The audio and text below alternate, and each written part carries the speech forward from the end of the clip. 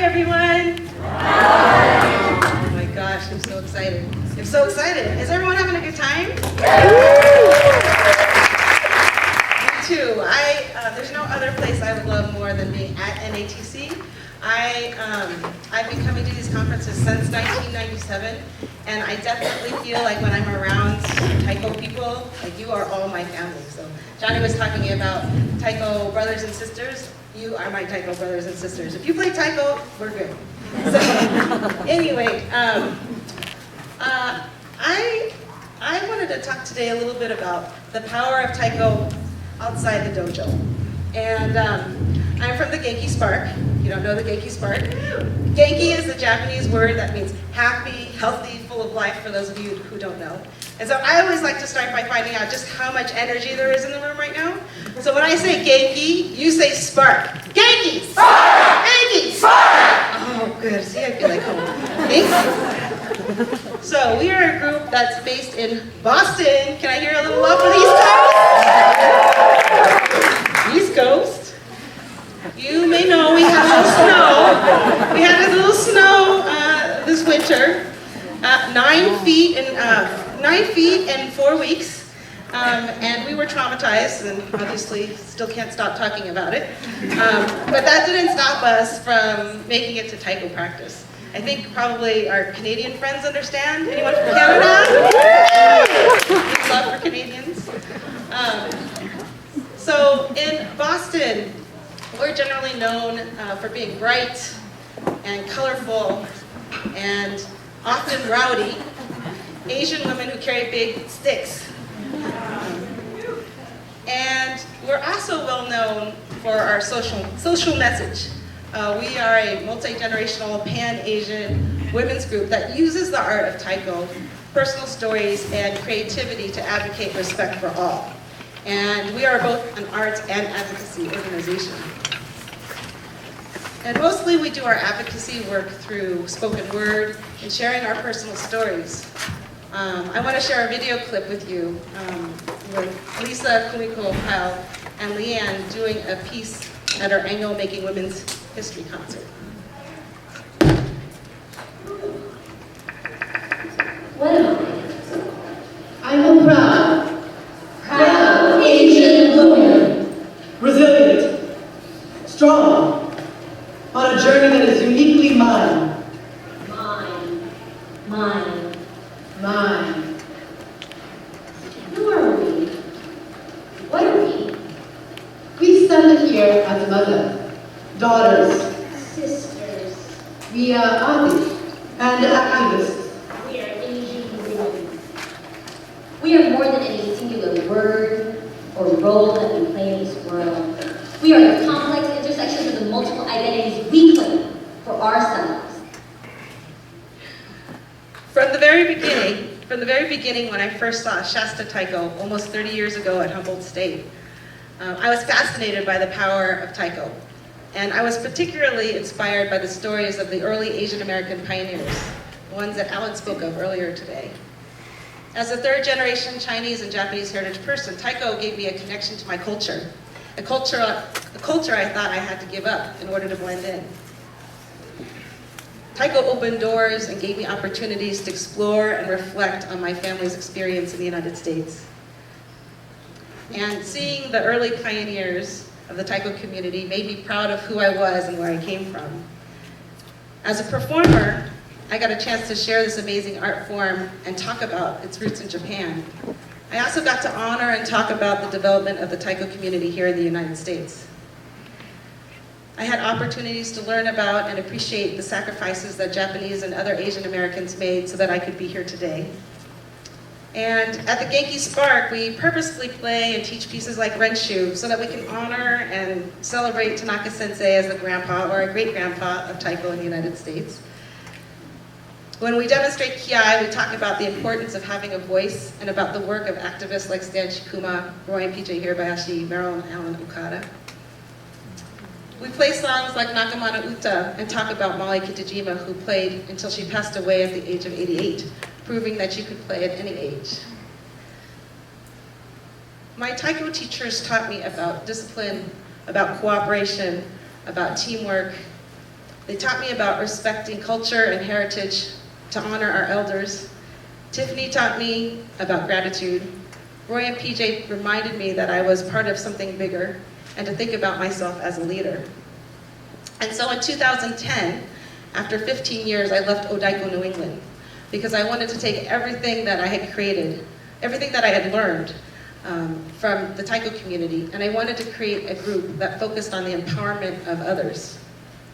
And I wondered what would happen if Asian women, many of us but not all, who had been socialized to not make waves, to assimilate, to blend in, and like most women, to not take center stage, what would happen if we used Taiko and performance as a vehicle to intentionally build a powerful sisterhood focused on creating supportive relationships among women who were invested in creating community? So outside the dojo, we created space for us to share our stories and explore both the positive and challenging things about our identities as Asian women.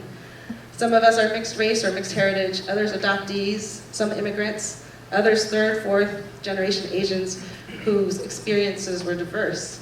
None of us really fit in any boxes. We strategically built intergenerational relationships so we could learn and listen from each other. Our oldest member is 68, our youngest is 17. We're looking for women in their 70s. We intentionally look for ways to develop ourselves as leaders. And with that sisterhood in place, we would have the courage to speak out and share our stories, our thoughts, our opinions.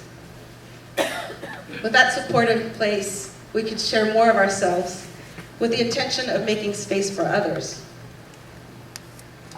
We could use ourselves as models, being strong, being proud, supporting each other, speaking up and speaking out. By telling our stories, we make space for others to do the same. And with that, we all shine more brightly.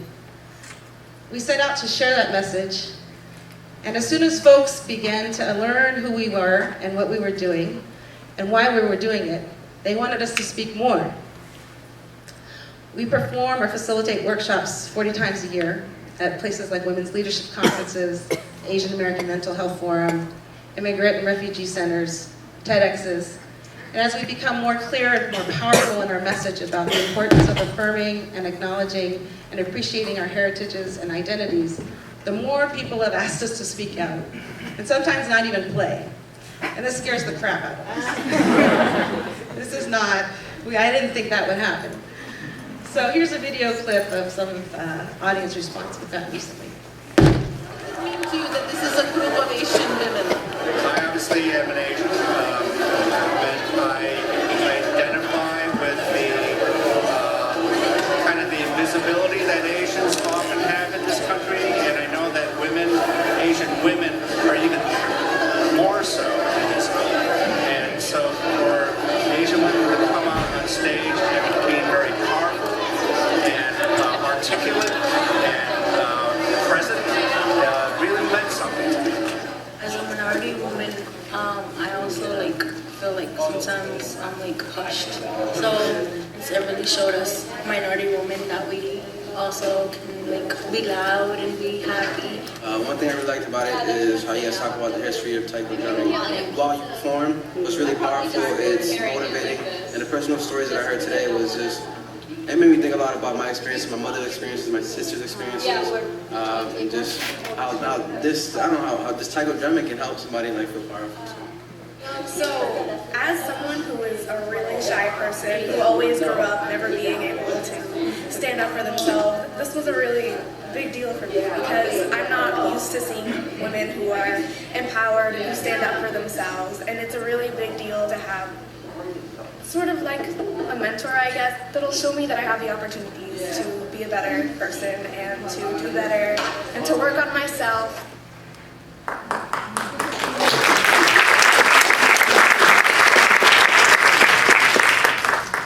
So we set out to inspire people to think about what it means to be a better person. What does it mean to grow? We started looking for ways to get people talking and sharing. We wanted to get people reflecting on ways to make our community stronger, starting with themselves. We knew that listening was a powerful tool to build communities. We started facilitating workshops for others to share their stories, and we became more intentional about thinking about ourselves as visible leaders both on and off the stage. Our society tends to blame and attack leaders, not making it very attractive to be with. We wanted to develop a supportive leadership environment, and we began by asking ourselves what it means to be a leader. And we developed interactive performance pieces where we engage others in that conversation. To me, an aspect of a leader is that they're courageous even when they're scared. As Asian women, leadership means being able to be confident, stand up for what you believe in, but also being able to show pain, hardship, and struggle. Creating the environment where the people can be safe and people can be who they are. Understanding that your story is not the only one, but matters just as much. This is what leadership looks like. So we define leadership as making things go well around you, which meant we needed to think about what it means to be an ally to other people. We wanted to think about social inequities and what we could do to build strong communities. We had conversations about how to unlearn anti-Black racism and how to build collaborations and relationships with others. We focused on partnerships with like-minded community organizations working towards equity and thought, how can we as artists enhance the work that's already being done in the community? We wondered, how can we take everything we've learned inside the dojo about cooperation, teamwork, discipline, self-respect, honoring heritage, and apply it to other parts of our lives, our relationships, schools, workplaces. What would the world look like? Here's one of my favorite clips of Leanne and Mayuko at Youth Pride last year. So the Genki Spark is about making sure everyone's culture, everyone's traditions, and everyone's histories are respected, honored, and heard. If you're with me, say yeah! Yeah! I am a proud queer woman.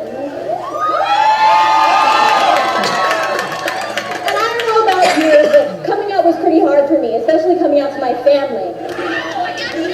But I found friends. I found a community that loved and supported me. The Genki Spark is about creating safe spaces and building community where you can be 100% yourself. If you're with me, say, oh yeah. Oh yeah. I'm one of the youngest members of the Genki Spark. And because of that, I thought my opinions didn't matter. But the Genki Spark believes that everybody has a voice, and that age doesn't mark how important your opinions are. So if you're with me, say, that's right! That's right! Sometimes I like to dress like a boy. But that doesn't make me any less of a woman. My family has roots in the Philippines, but that doesn't make me any less American. And I'm queer, and that doesn't make me any less human. The Genki Spark is about celebrating what makes each person unique and respecting all people. If you're with me, say, heck yeah!